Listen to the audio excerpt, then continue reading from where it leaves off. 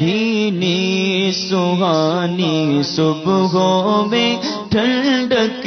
جگر کی ہے، کلیاں کھلی دلوں کی ہوائیں کدھر کی ہے۔ سوال ان کا یہ ہے کہ علم دین کو اگر کوئی شخص برا بھلا کہتا ہو تو اس کے بارے میں کیا حکم ہے؟ یعنی شریعت کے علم کو برا کہنا، کوسنا، اس کے بارے میں کیا حکم ہے؟ تو شریعت کے علم کو برا کہنا ظاہر ہے کہ گناہ تو ہے ہی، اس میں کوئی دو رائے نہیں، لیکن یہ کہ کفر کی حد تک جا سکتا ہے یا نہیں جا سکتا ہے تو ڈیپینڈ کرتا ہے کس طریقے کے علم کو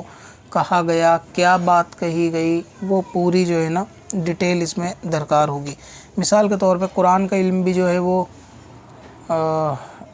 دین کا علم ہی ہے۔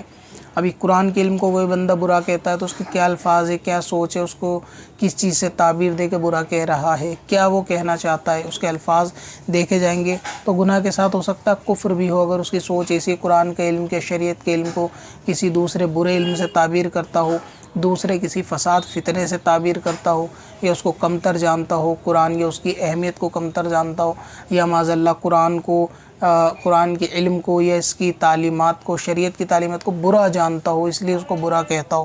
تو یہ سب باتیں دیکھی جائیں گی کہ بندہ الفاظ اس کے کیا ہیں کہنے کے بارے میں۔ اس کے الفاظ اگر آپ کوٹ کرتے تو اس میں تھوڑا آسانی ہو جاتی سمجھنے میں کہ اس پہ حکم کفر ہوتا یا نہیں ہوتا۔ بہرحال جیسا ہی معاملہ علم دین کو برا کہنا تو یہ بد نصیبی سمجھ لیں آپ اس کو، شدید حرام ہے، اس شخص کو توبہ بھی کرنی چاہیے۔ اور کس طریقے کا معاملہ ہے، کیونکہ علم دین کو برا کہنا ہے کفر کی طرف تو ظاہر ہے کہ لے جائے گا۔ باقی کسی قریبی عالم دین کے پاس اس شخص کو لے جائیں، کوئی اس کا مسئلہ ہو تو اس کی اصلاح ہو جائے گی، باقی جو حکم ہوگا وہ انشاءاللہ تعالی اس کو وہ ہاتھوں ہاتھ بتا دیں گے۔ لیکن اگر کوئی شخص ایسا ہے جس کی اصلاح آپ کو لگتا بہت مشکل ہے، علم دین کو یا شریعت کو برا جانتا، برا سمجھتا ہو، تو پھر ایسے شخص سے جو ہے نا وہ دوری اختیار کرنی چاہیے۔ ایسوں کی صحبت یا ایسوں کی باتیں سننا خود اپنے ایمان کو بھی کمزور کرتی ہیں اور یہ فساد کا ذریعہ بھی بنتی ہیں اور اپنے ایمان کے لیے بھی خطرہ پیدا ہوتی ہیں۔ تو ایسے لوگوں سے بہت دوری بنانی چاہیے، اس قسم کے لوگوں کے کہ جن کو دین یا شریعت کی اہمیت جن کی نظروں میں نہ ہو، تو ان سے جو ہے وہ دوری اختیار کرنی چاہیے، چاہے وہ اپنے